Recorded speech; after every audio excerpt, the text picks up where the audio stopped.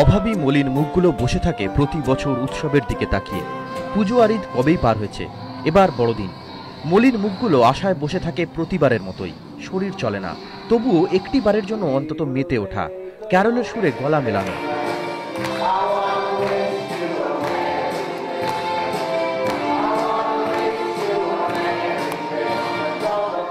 আনন্দ নিজেদের মতো করেই। এখন বড়দিন, আনন্দ হোক কিংবা দুঃখ, সকলের সঙ্গে ভাগ করে নেওয়ার দিন।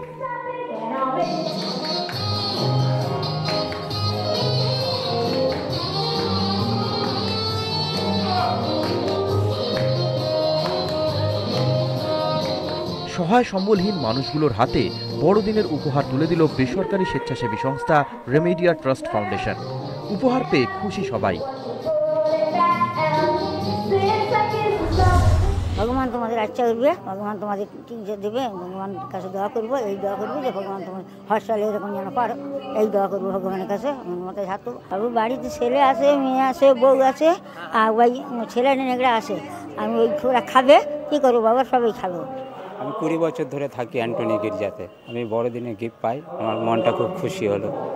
প্রার্থনা করব প্রভুর কাছে যেন সারা জীবনই আমি এরকম পাই। আগামী কয়েকটা দিন স্বেচ্ছাসেবী সংস্থাটির পক্ষ থেকে এভাবেই সাহায্য করা হবে দুস্থদের। থাকবে বিনামূল্যে চিকিৎসা সহ একাধিক পরিষেবা। সংস্থার কর্ণধার জেলিয়ান হাসলাম নিজে কলকাতার মানুষ। একটা সময় তিনি নিজেও এরকম পরিবেশেই মানুষ হয়েছেন, ফলে নিজের ছোটবেলাকেই খুঁজে পেয়ে ধন্যবাদ দিচ্ছেন তিনিও।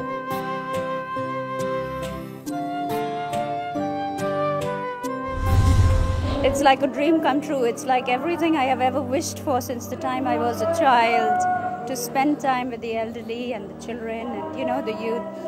And I think these people are the closest to my heart from all my teams because they mean the world to me. Each one of them is so special to me. I wouldn't trade it for anything. Never. Camera Sanjit দত্তর সঙ্গে পার্থ সারথী Mukhopadhyay, news time.